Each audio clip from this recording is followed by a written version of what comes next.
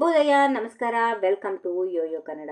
ಕರ್ನಾಟಕ ಕಾಂಗ್ರೆಸ್ನಲ್ಲಿ ನಾಯಕತ್ವದ ಜಟಾಪಟಿ ಈಗ ಉತ್ತುಂಗಕ್ಕೆ ತಲುಪಿದೆ. ಇಷ್ಟು ದಿನ ಸೈಲೆಂಟ್ ಆಗಿದ್ದ ಉಪಮುಖ್ಯಮಂತ್ರಿ ಡಿಕೆ ಶಿವಕುಮಾರ್ ಈಗ ಹೈಕಮಾಂಡ್ಗೆ ಓಪನ್ ಡೆಡ್ ಲೈನ್ ನೀಡಿದ್ದಾರೆ. ರಾಜ್ಯ ರಾಜಕಾರಣದಲ್ಲಿ ಸಂಚಲನ ಮೂಡಿಸಿದೆ ಈ ಸುದ್ದಿ. ಅಸ್ಸಾಂ, ಕೇರಳ ಸೇರಿದಂತೆ ವಿವಿಧ ರಾಜ್ಯಗಳ ಚುನಾವಣೆ ಮುಗಿಯುವವರೆಗೂ ಮಾತ್ರವೇ ತಾಳ್ಮೆ, ಆಮೇಲೆ ನನ್ನ ನಿರ್ಧಾರ ನಂದು ಅಂತ ಡಿಕೆಶಿ ಗಡುವು ಕೊಟ್ಟಿದ್ದಾರಂತೆ. ಒಂದ್ ಕಡೆ ಸಿದ್ದರಾಮಯ್ಯ ನಮ್ಮದು ಹಾಲು ಜೇನಿನ ಸಂಬಂಧ ಅಂತಿದ್ರು, ಒಳಗೊಳಗೆ ಕಿಚ್ಚು ಮಾತ್ರ ಹಾರ್ತಾ ಇಲ್ಲ. ಅಸಲಿಗೆ ಡಿಕೆಶಿ ನೀಡಿರೋ ಆ ಖಡಕ್ ಗಡುವು ಏನು, ದೆಹಲಿ ಮಟ್ಟದಲ್ಲಿ ನಡೀತಿರೋ ಚರ್ಚೆಗಳು ಏನು, ಕಂಪ್ಲೀಟ್ ರಿಪೋರ್ಟ್ ಇಲ್ಲಿದೆ, ನೋಡ್ಕೊಂಡು ಬರೋಣ ಬನ್ನಿ. ಕೆಪಿಸಿಸಿ ಅಧ್ಯಕ್ಷ ಡಿಕೆ ಶಿವಕುಮಾರ್ ಈಗಲೂ ಆಡಲು ಆಗದ, ಅನುಭವಿಸಲು ಆಗದ ಇಕ್ಕಟ್ಟಿಗೆ ಸಿಲುಕಿದ್ದಾರೆ.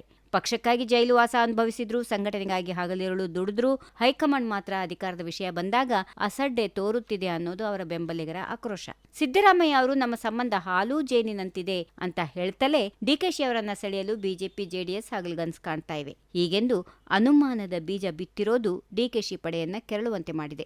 ವಿಶೇಷ ಅಂದ್ರೆ ಈಗ ಅಸ್ಸಾಂನ ವಿಧಾನಸಭಾ ಚುನಾವಣೆಯ ಜವಾಬ್ದಾರಿಯನ್ನ ಡಿಕೆಶಿ ಹೆಗಲಿಗೆ ಹಾಕಲಾಗಿದೆ. ಅಂದು ಅಸ್ಸಾಂನಲ್ಲಿ ಕಾಂಗ್ರೆಸ್ಸಿಗರಾಗಿದ್ದ ಹಿಮಂತ್ ಬಿಸ್ವಾ ಶರ್ಮಾ ಬಿಜೆಪಿ ಸೇರಿ ಈಗ ಅಲ್ಲಿ ಸಿಎಂ ಆಗಿದ್ದಾರೆ. ಈಗ ಅದೇ ರಾಜ್ಯದ ಉಸ್ತುವಾರಿ ನೋಡ್ತಿರೋ ಡಿಕೆಶಿ ಕೂಡ ಭವಿಷ್ಯದಲ್ಲಿ ಇಂಥದ್ದೇ ನಿರ್ಧಾರ ತೆಗೆದುಕೊಳ್ತಾರಾ ಅನ್ನೋ ಚರ್ಚೆಗಳು ಈಗ ಶುರುವಾಗಿವೆ. ನಾವೇ ಕಟ್ಟಿ ಬೆಳೆಸಿದ ಪಕ್ಷವನ್ನ ನಾಶ ಮಾಡೋಕೆ ಮನಸ್ಸಿಲ್ಲ ಅಂತ ಡಿಕೆಶಿ ಹೇಳ್ತಿದ್ರು, ಅವರ ಮಾತಿನಲ್ಲಿರೋ ಅಸಹನೆ ಮಾತ್ರ ಎದ್ದು ಕಾಣ್ತಾ ಇದೆ. ಪರಿಸ್ಥಿತಿ ಕೈಮೀರಿ ಹೋಗ್ತಿದ್ರು, ಹೈಕಮಾಂಡ್ ಮಾತ್ರ ಮೌನಕ್ಕೆ ಶರಣಾಗಿದೆ. ಎಐಸಿಸಿ ಅಧ್ಯಕ್ಷ ಮಲ್ಲಿಕಾರ್ಜುನ್ ಖರ್ಗೆ ಅವರು ಇದು ನಾಯಕರು ಸೃಷ್ಟಿಸಿಕೊಂಡಿರೋ ಗೊಂದಲ, ನಾವು ಮಧ್ಯಪ್ರವೇಶ ಮಾಡಲ್ಲ ಅಂದಿರೋದು ಬೆಂಕಿಗೆ ತುಪ್ಪ ಸುರಿದಂತಾಗಿದೆ. ಸಿದ್ದರಾಮಯ್ಯ ಬಣ ಎಷ್ಟು ದಿನ ಸಾಧ್ಯವೋ ಅಷ್ಟು ದಿನ ಅಧಿಕಾರ ಹಂಚಿಕೆಯನ್ನ ಮುಂದೆ ಹಾಕೋ ಪ್ಲಾನ್ನಲ್ಲಿ ಅಡಗಿದೆ.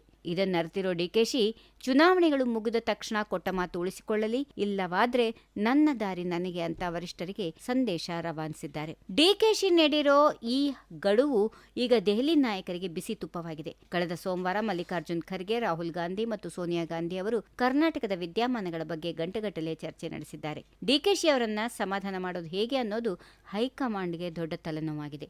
ಒಂದು ವೇಳೆ ಸಚಿವ ಸಂಪುಟ ಪುನರ್ರಚನೆ ಅಥವಾ ಅಧಿಕಾರ ಹಂಚಿಕೆ ಸುಸೂತ್ರವಾಗಿ ನಡೆಯದಿದ್ರೆ ಕರ್ನಾಟಕ ಕಾಂಗ್ರೆಸ್ನಲ್ಲಿ ದೊಡ್ಡ ಮಟ್ಟದ ರಾಜಕೀಯ ಭೂಕಂಪ ಸಂಭವಿಸುವುದಂತೂ ಗ್ಯಾರಂಟಿ. ಹೀಗಾಗಿ ಡಿಕೆಶಿ ಸಮಾಧಾನ ಪಡಿಸಲು ಹೈಕಮಾಂಡ್ ಯಾವ ಪ್ಲಾನ್ ಮಾಡುತ್ತೆ ಅನ್ನೋದು ಇದೀಗ ಕುತೂಹಲಕ್ಕೆ ಕಾರಣವಾಗಿದೆ. If you like this video, ಬೇಗ ಲೈಕ್ ಮಾಡಿ, ಕಾಮೆಂಟ್ ಮಾಡಿ, ಶೇರ್ ಮಾಡಿ ಹಾಗೂ ಯೋಯೋ ಟಿವಿ ಕನ್ನಡವನ್ನು ಸಬ್ಸ್ಕ್ರೈಬ್ ಮಾಡಿ.